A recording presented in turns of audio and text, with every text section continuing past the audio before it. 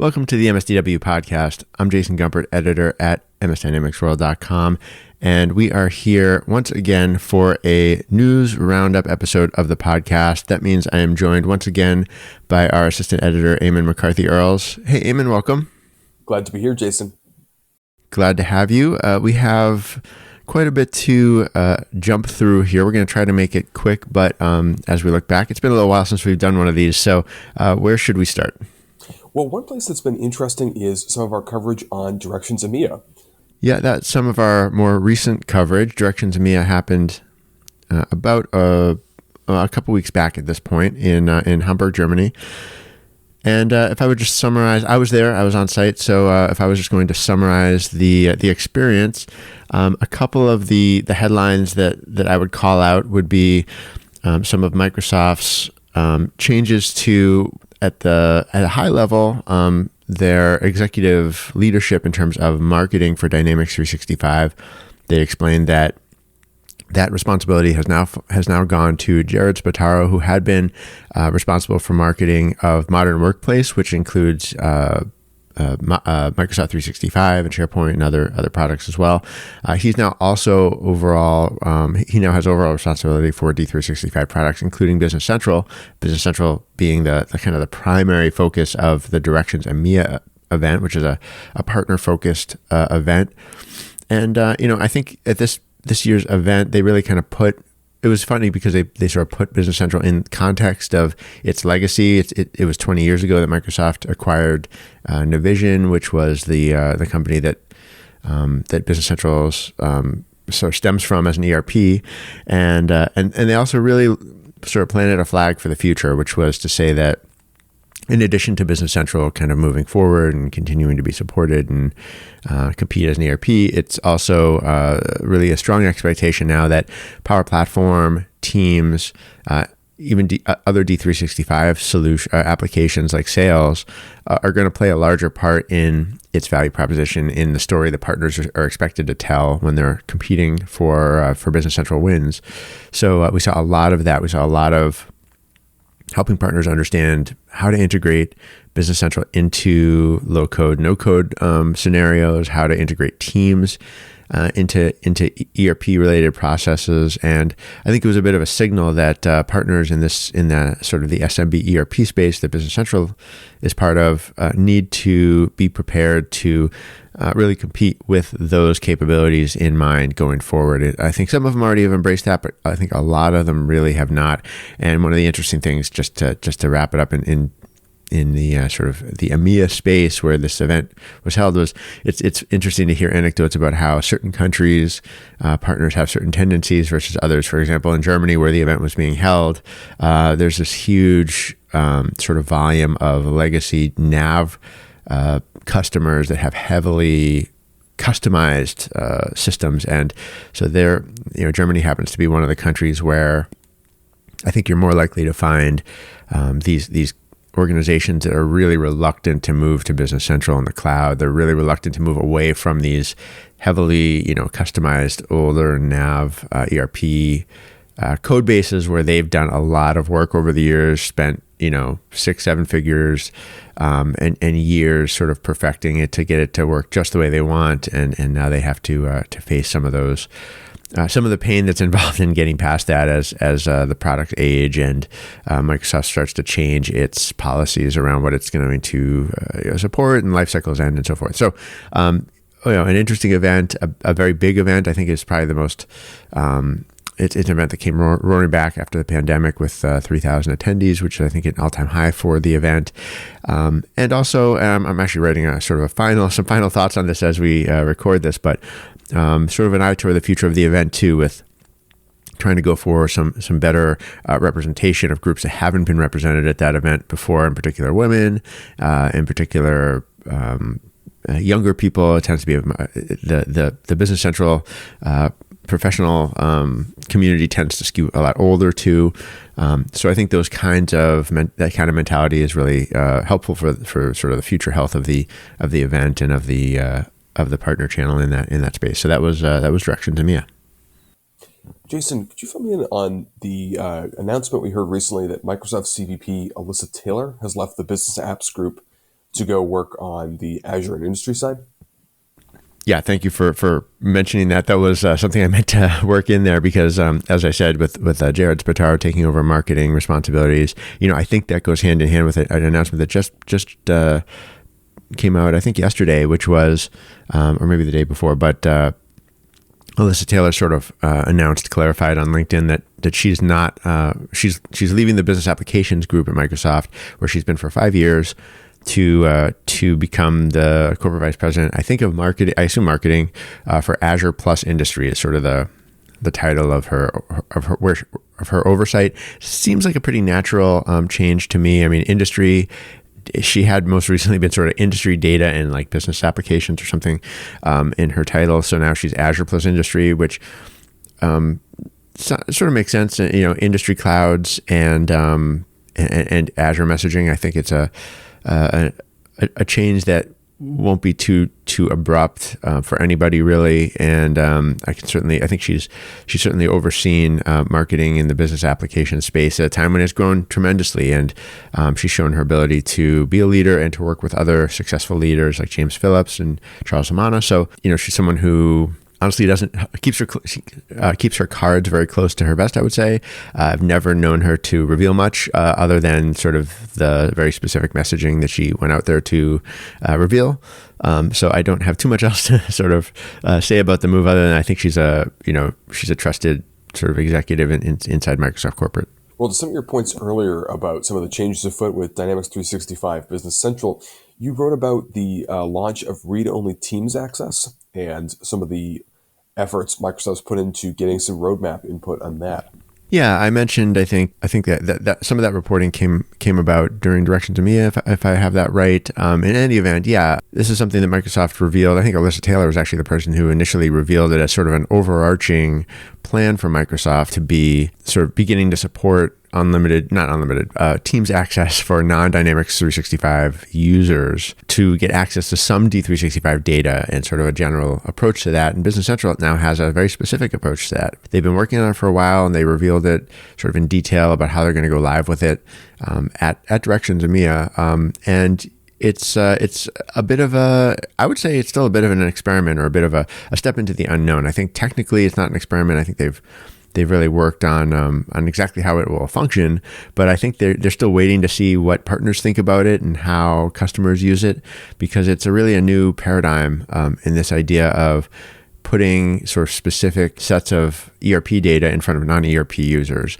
And so they want to control how much is accessible, and all the controls that go into making sure you don't expose the wrong things to the wrong people. There's obviously very sensitive data in a company's ERP, but also making it a valuable resource that people can get access to this ERP data in some limited way. And I think ideally, partners maybe use it as a bit of a springboard into selling more ERP licenses if it's the kind of thing that companies really like. So I think we'll see more of this within the BizApps team, BizApps sort of suite beyond Business Central. But they sort of made it official with BC and Teams access at the event, and we'll just have to wait and see how it goes and what kind of feedback customers and partners give Microsoft on it. Well, one of the things we've seen in recent weeks is that Microsoft has officially launched Power Pages as sort of the next generation of its Portals product based on Dataverse and Power Platform. Now, you mentioned that there's a shift with this to MAU licensing, monthly active user licensing. What do you see as the significance of that, Jason? Well, I would start with some of the feedback I heard from our friend and Microsoft MVP, Nicholas Hayduk, on the most recent Portals community call that he ran together with us. He thought it was a great change, that moving to an MAU-based approach simply made a lot more sense. It's something that people can understand much better.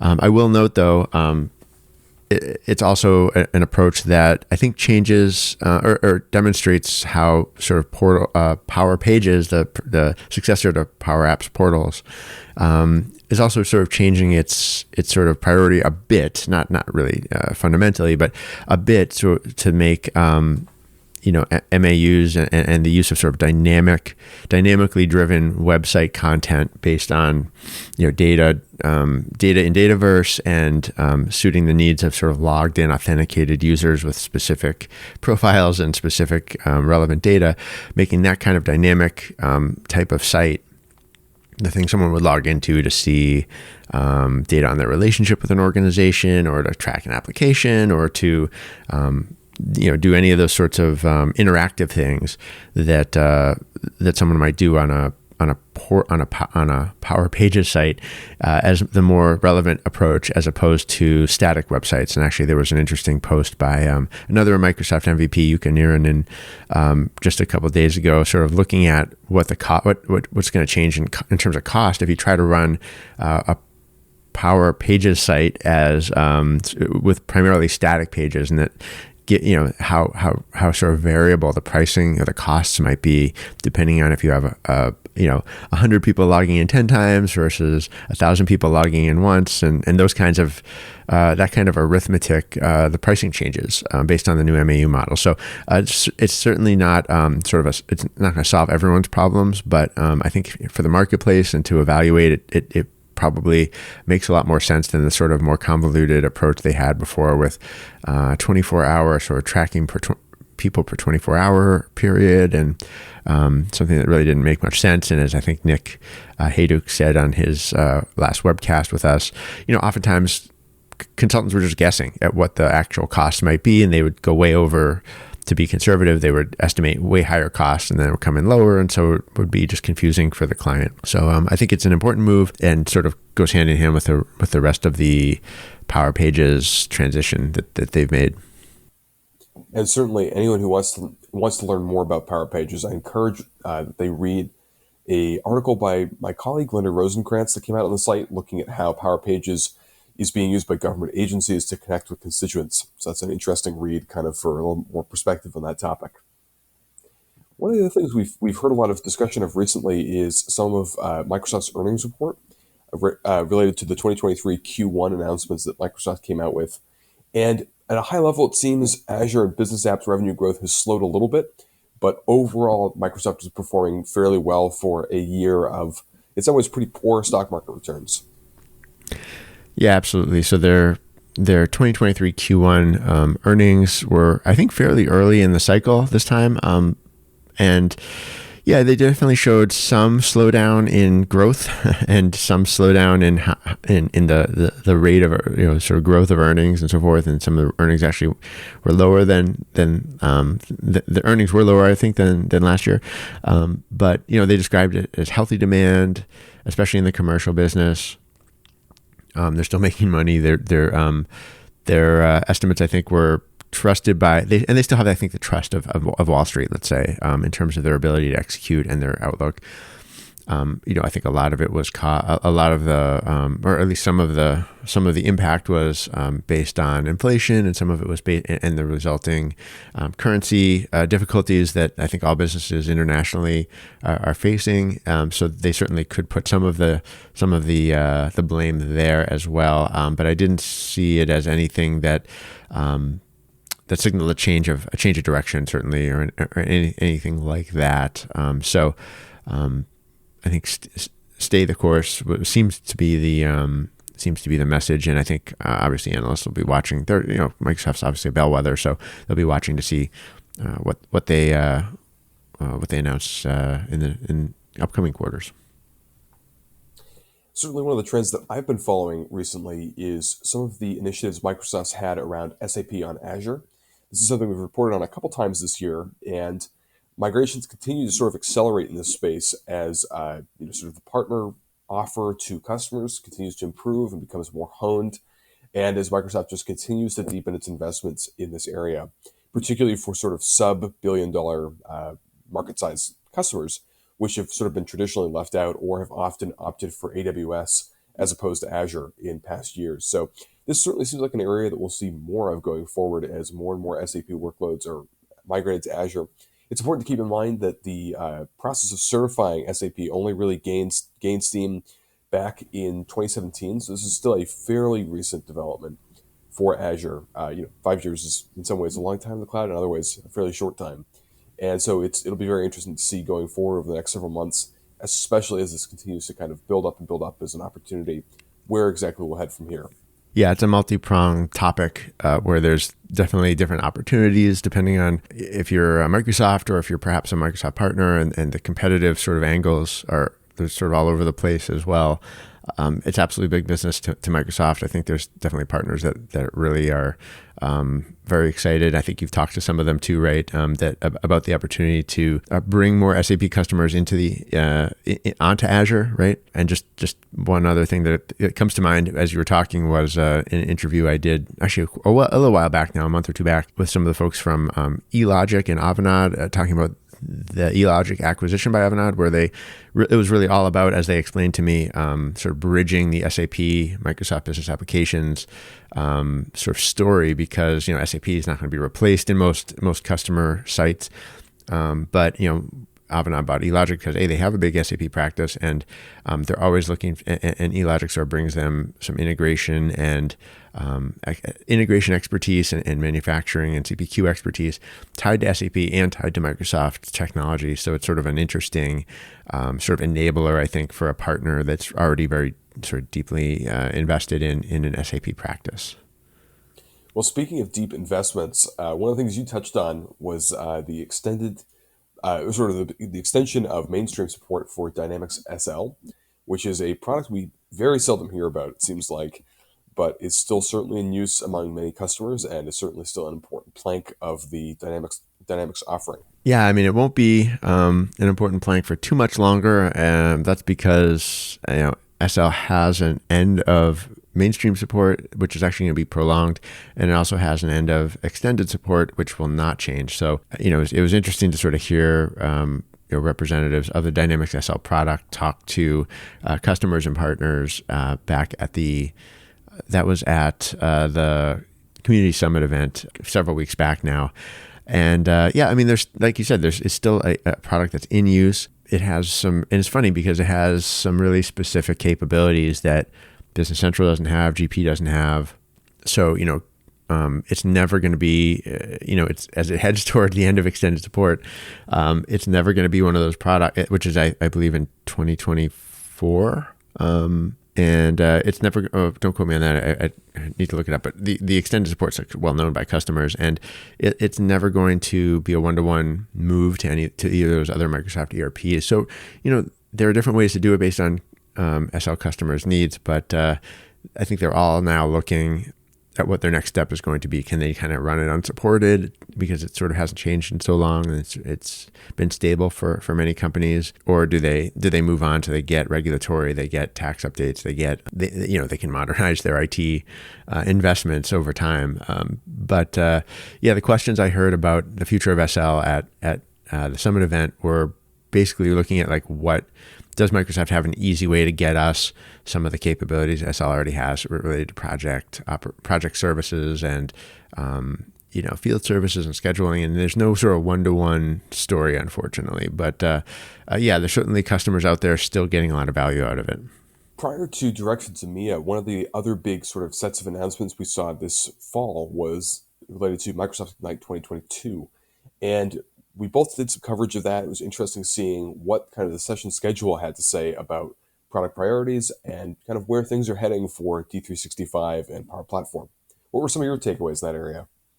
Yeah, I mean, as you know, I tend to look at the business application side of things more carefully. And I mean, the thing that jumped out to me and what I wrote about was, the really sort of heavier weighting of sessions at the event focused on Power Platform as opposed to D365. And it's sort of all part of, to me, the same mystery. I've talked about this in various ways over the last couple of years, but it's sort of the mystery of sort of why Ignite has not become sort of a showcase of Dynamics 365 solutions.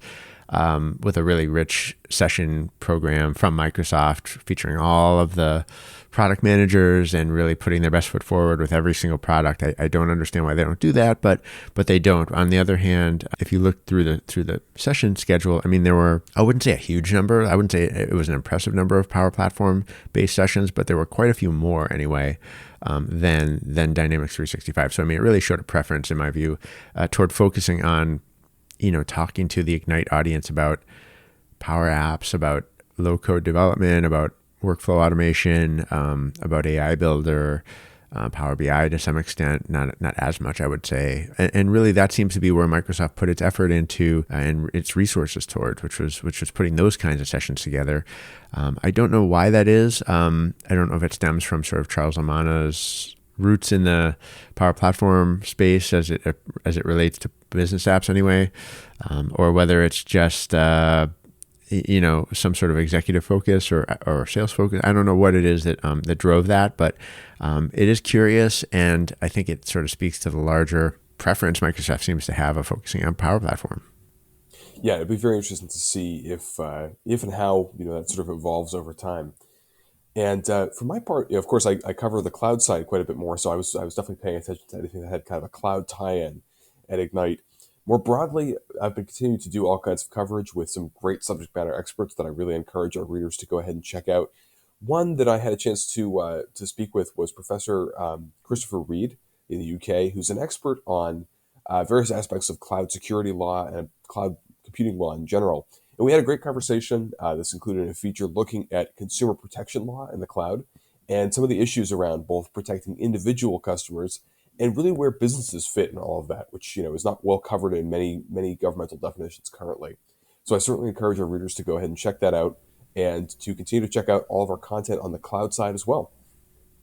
Yeah, one of the interesting points I think that was raised in that piece, if I remember, was kind of the notion that some of the stricter consumer protection laws in certain parts of the world end up sort of eventually anyway, in influencing laws and practices in other parts of the world as, a global company like Microsoft and some of its competitors sort of find that it's easier to just implement the sort of same level of security across nations as they sort of improve the tools for one place. Was that one of the points? It was, yeah, and that seems to be true of a lot of different areas of cloud computing law from the folks I've spoken with and from some of the resources out there. Well, next up, I just want to bring everyone's attention to some of our great feature articles that we have. Our contributors on the feature side are always very appreciated. We have some really interesting perspective there. Just a few that I want to call out. A couple of pieces by Salman Hashmi looking at B2B marketplaces and retail industry trends, both of which are very interesting. And some really interesting thoughts from Gus Kravenborg on transparency in terms of Dynamics 365 user metrics. These and others are really interesting topics to check out and certainly are a really helpful supplement to some of our news coverage. Absolutely. Yeah. Thanks for pointing those out. All worth a read. And I think we were going to end it there, Eamon. Great. Well, thank you for having me, Jason. Always a pleasure to have you, and thanks to our listeners. If you want to reach out to us, you can get in touch with me by email, jgumpert@msdynamicsworld.com. Eamon's at earls@msdynamicsworld.com. That's EEARLS. And if you want to follow all of our updates, please do check us out on LinkedIn or on Twitter. Until next time, this is MS Dynamics World, signing off.